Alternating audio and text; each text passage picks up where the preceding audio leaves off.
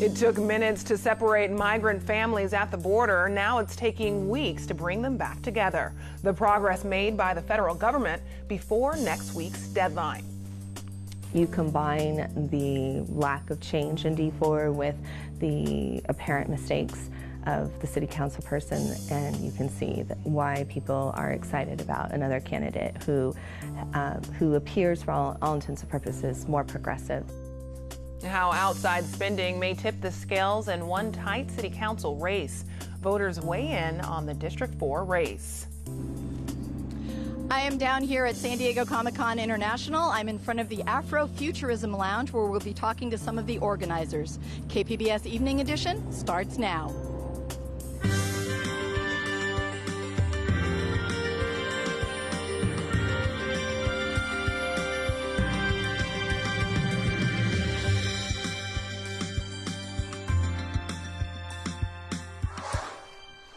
Good evening, and thanks for joining us. I'm Ebony Monet. Next week marks the deadline for reuniting parents and children who were separated at the border. At the federal courthouse, KQED News reporter Julie Small has an update on these reunions. What we heard today was that 450 children have been reunited with their parents this week, and that another 1,000 children are likely to be reunited with their parents sometime soon. The judge in the case said he was very impressed with the progress that's been made, but there are still some issues that remain. The ACLU attorneys that are representing the families are concerned that there are still about 1,000 people who may not be eligible to be reunited with their children, and there are 100 parents who decided not to be reunited with their children once given the chance. They were hoping that by leaving their children here, they would have a better chance of staying in the United States. For KPBS, I'm Julie Small. Today, Senator Kamala Harris called on President Donald Trump to respect our NATO allies. KPBS military reporter Steve Walsh has more on her visit to San Diego. Senator Kamala Harris says the Trump administration has begun to fray alliances around the world by embracing foes like Russia over traditional allies like Germany and Canada. It is disgraceful, it is irresponsible, it is short-sighted and foolhardy to embrace one's adversary and push away and insult one's allies.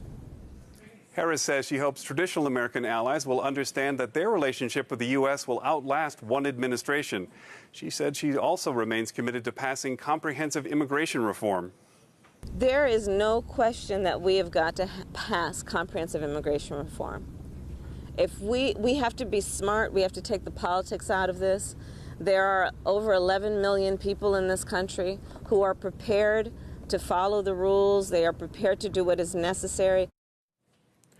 Harris was in San Diego to tour the submarines based at Naval Base Point Loma. She said she is committed to upgrading America's submarine fleet, which is facing increased competition from Russia and China. Steve Walsh, KPBS News. Methane levels at a multi-million-dollar housing project in Otay Ranch have dropped since they were first discovered last year, but the source remains unknown. iNews Source reporter Nicole Tiao has more. Elevated methane levels were found last year during construction of the 450-acre village of Vizcaya.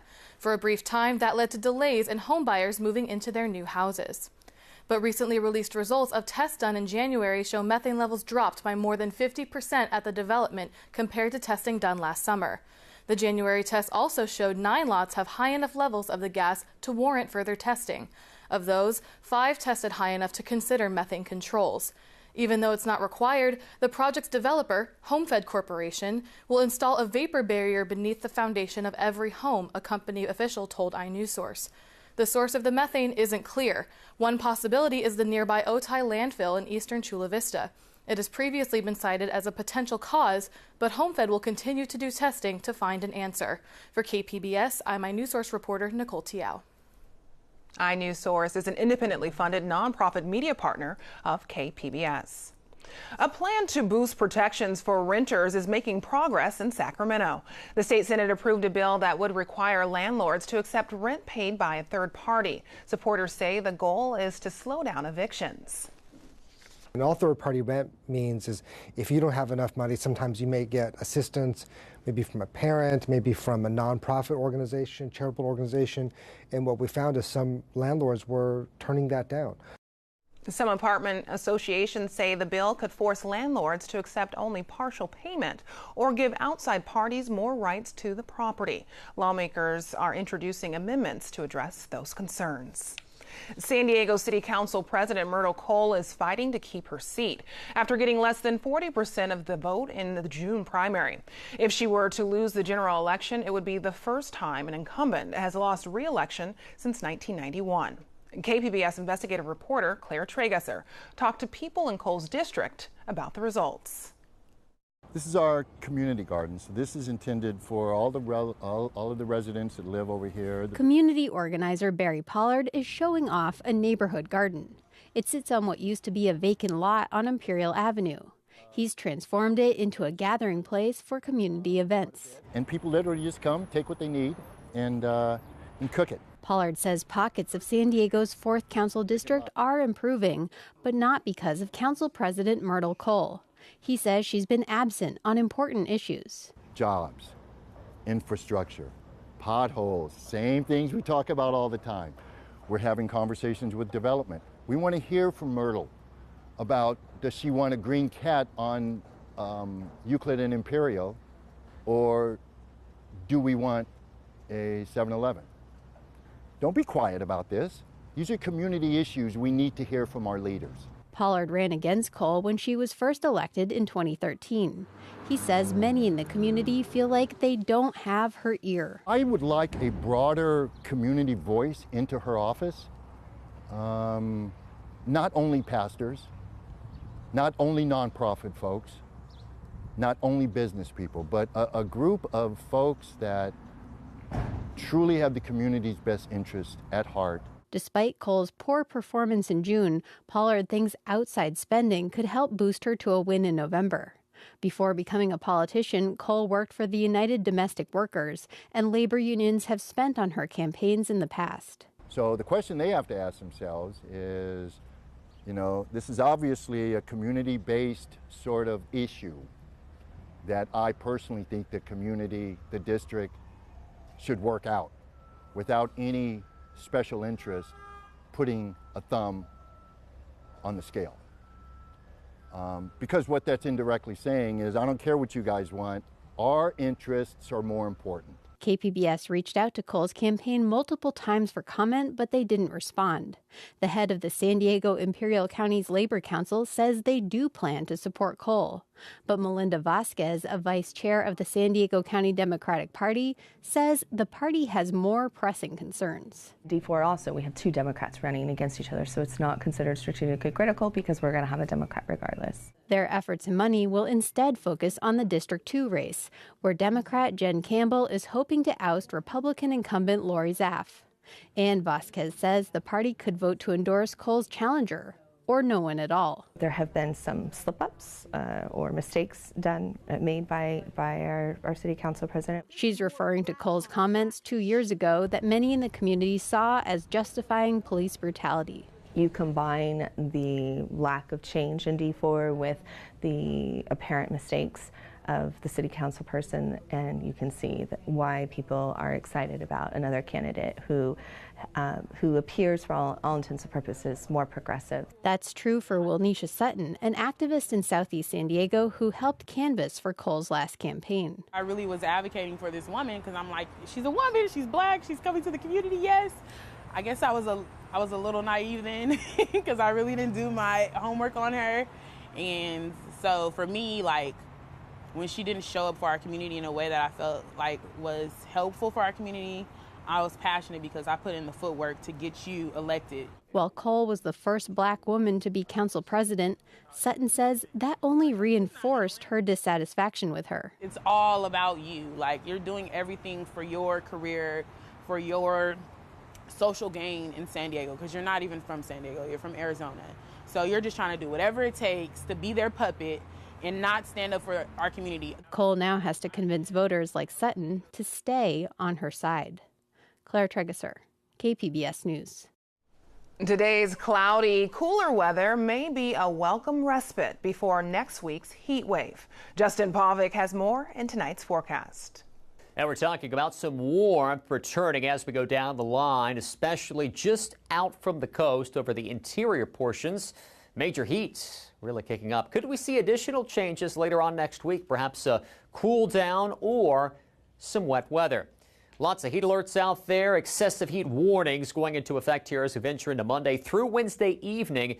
Excessive heat watches continuing further off to the north. Now, this does not include the shoreline. It's out from the coast that we're concerned about the big-time heat. An eddy out over the Pacific will keep conditions warm, but not as intensely hot toward the shoreline. Satellite radar is on the quiet side. We can expand the view, and it's quiet all throughout the Golden State, minus a couple of downpours over the Sierra Nevada. Stray thunderstorm here throughout the mountains into the evening hours. Best chance of that over the Four Corners. Otherwise, a humid night down to 70. And as we venture in toward Oceanside at Chula Vista, 60s, Borrego Springs around 80. On Saturday, more summertime heat on the way. Outside chance for a thunderstorm. Borrego Springs up to 106 down the line. Check out the warmth here Tuesday into Wednesday.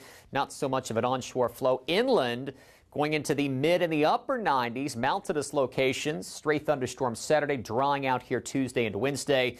And over the deserts, big-time heat Tuesday and Wednesday. For KPBS News, I'm meteorologist Justin Pavic.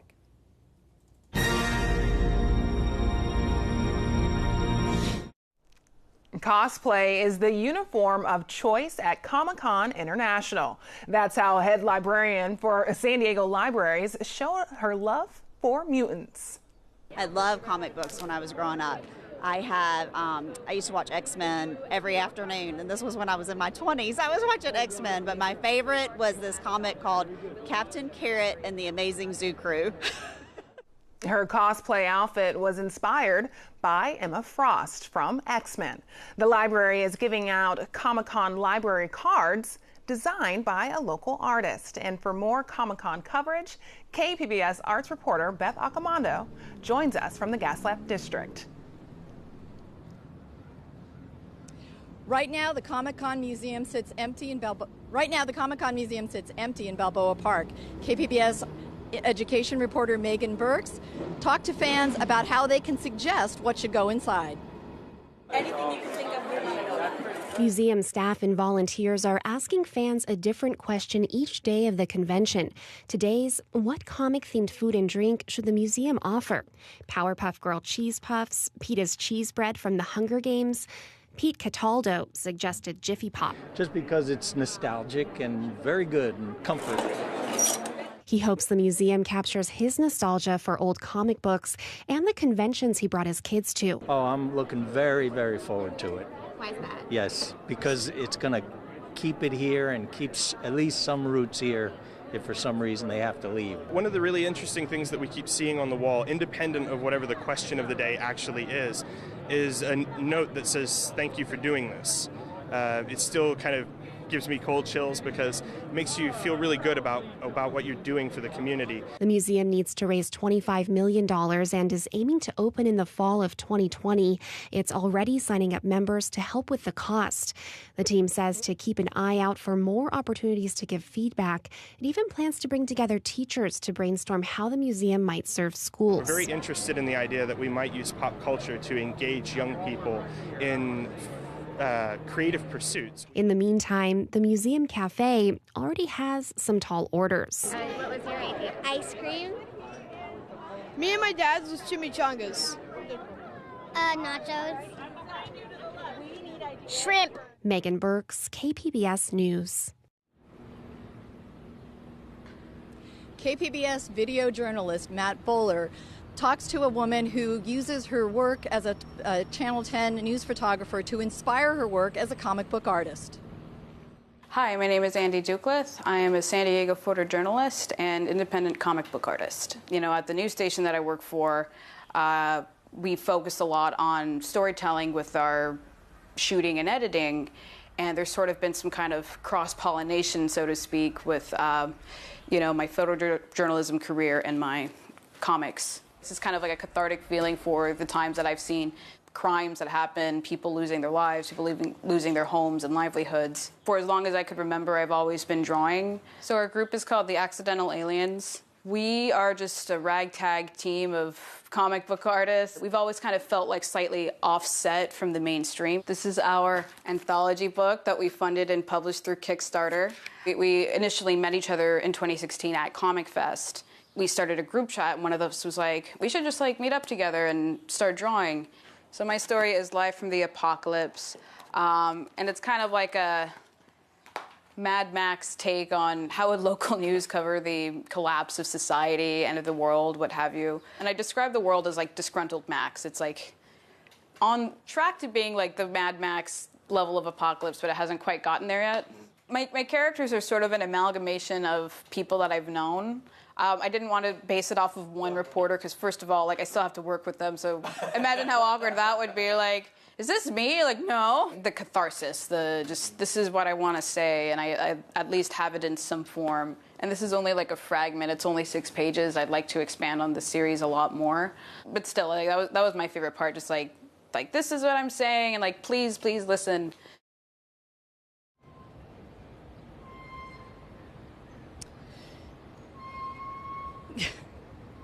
Independent comic book creator Clinton Jones is trying to get the most out of Comic-Con this year. Not only is he running a booth inside of Comic-Con, but he's helping to organize the Afrofuturism Lounge outside of Comic-Con. This will be in a museum one day. This will be in the Smithsonian. No, but this is my very first actual comic book of the Power Knights, of characters that I created and wrote. This is the very first one.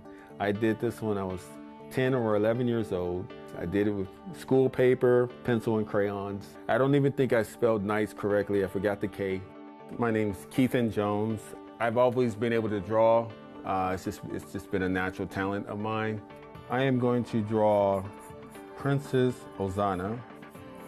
She is one of the heroes of the story. She is one of the team members of the Power Knights. And her father is actually the main villain. Although she's not a villain, her father is, and that's her conflict.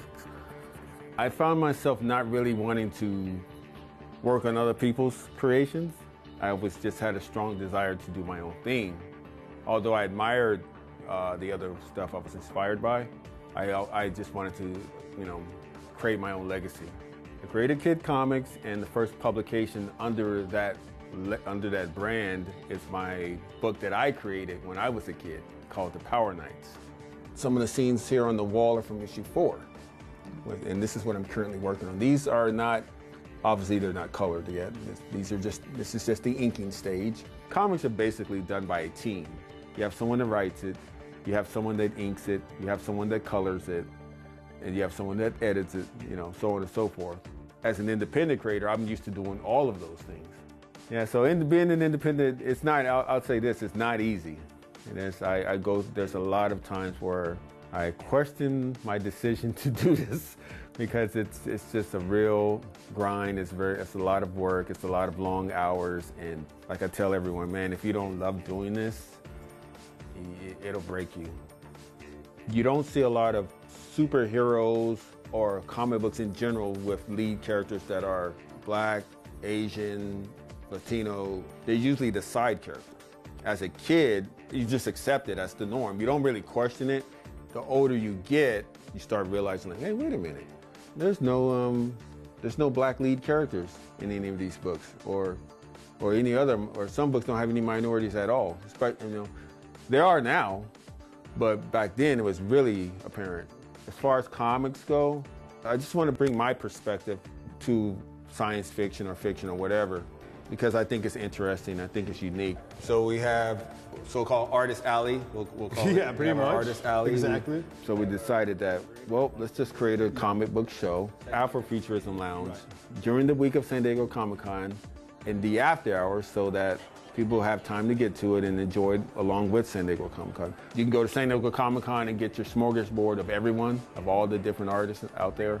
And then if you want a focused event where you can, if you're interested in African American art or Afrofuturism, this is your show.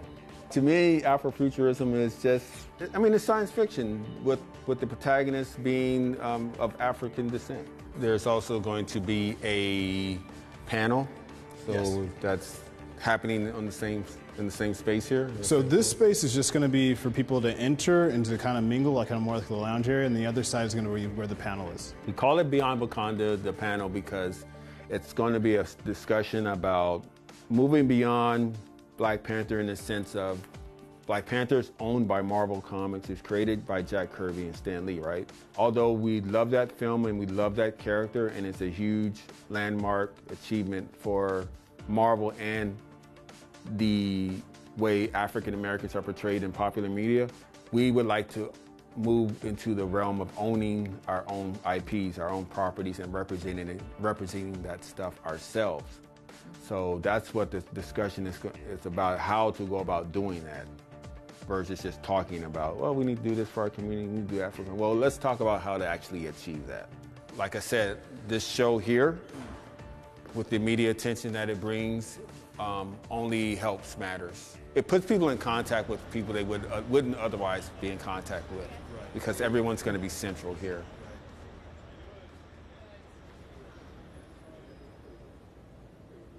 I am here in the Afrofuturism Lounge, which is just outside of San Diego Comic-Con and will open in just a couple of hours. You don't need a badge to come here, and I've got a couple of the event organizers to speak with. Kamar Bradford, tell us what the Afrofuturism Lounge is going to be all about. So the Afrofuturism Lounge is an after event of the Comic-Con that focuses on Black sci-fi, fantasy, art, and comic books.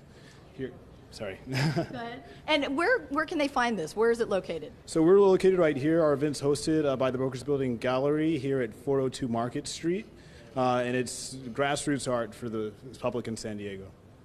And Lawana Richmond, you have given seminars and talks on Afrofuturism. So give people a sense of what does this mean? What defines that? Well, I mean, in short words, Afrofuturism is a genre of speculative fiction, sci-fi, fantasy, music, art, literature that places the Black perspective front and center, and it's future focused.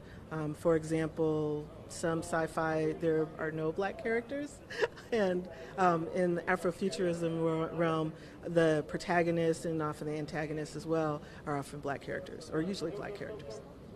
And when people come to the lounge, what kind of things can they expect? Is this like a mini Comic-Con in terms of what they can find? For us, it feels so much like a mini Comic-Con. They can find really great new comic books that are rare on the market. They can enjoy refreshments, T-shirts, and other merchandise as well, and network with pretty important industry people as well.